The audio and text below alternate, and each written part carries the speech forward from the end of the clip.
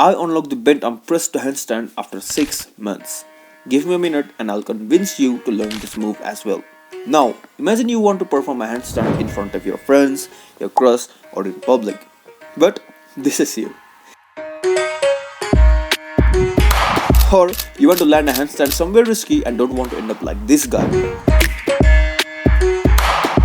Or you want to test your balance on an unstable surface where hiccups are out of the question. Or simply, you are working towards handstand push-ups. So, this is a great exercise to master. Alright, enough reason for you to get started. Let's start our video with the technique. Start with your hands shoulder width apart. Tuck your elbows in. Depress and protract your shoulders, and finally you can lift your legs off the ground. Avoid sinking into the 90-degree angle and maintain a position slightly above that, so the press part will be easy. You can learn the bottom position with frog stand or cross. Now let's talk about when you should breathe, how you should breathe.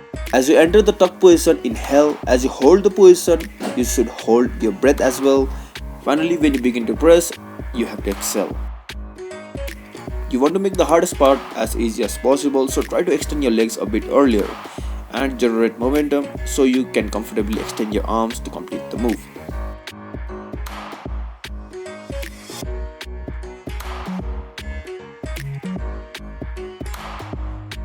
Before you start your bent arm press journey, make sure you have unlocked shoulder stand and floating pike push-ups. Additionally, 8 to 10 pike push-ups for 2 to 3 sets. Rest between sets 30 seconds to 1 minute. By the way, if you don't know how to do floating pike push-ups, I've got you covered in my previous video. So go check that out.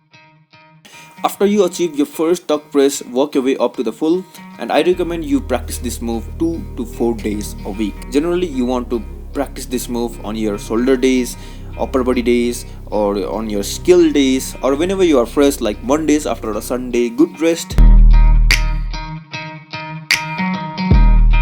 Level 1 drills is all about headstand presses that will help you develop body awareness for the skill. You can add these drills to your warm routine. One of the mistakes beginners make is loading their head instead of their shoulders. To ensure you're using your shoulders more, enter from the frog stand or cross stand and then transition into a headstand.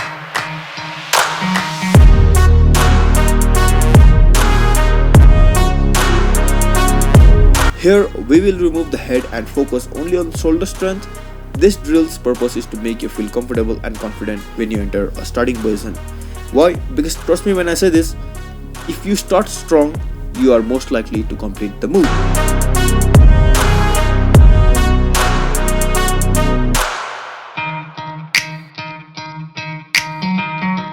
Level 3 drills are about press and momentum. These drills will teach your body how to kick or how to use leg momentum.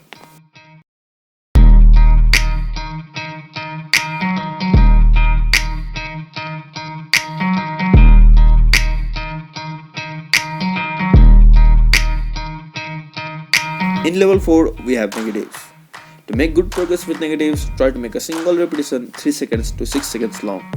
Also, you can combine negatives with jumping tuck press only if you have good balance, otherwise you can use a wall for support.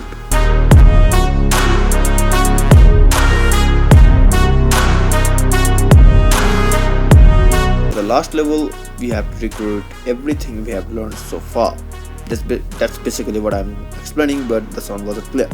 Okay, so the first drill is frog stand to handstand, and watch carefully how am I swinging to the way up to the handstand.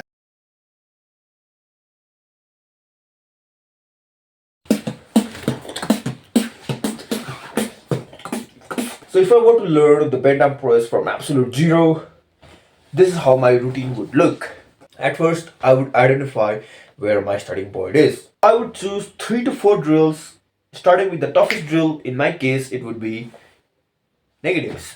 After that, I would choose one concentric movement, and I would probably go for jumping tuck press to handstand against the wall.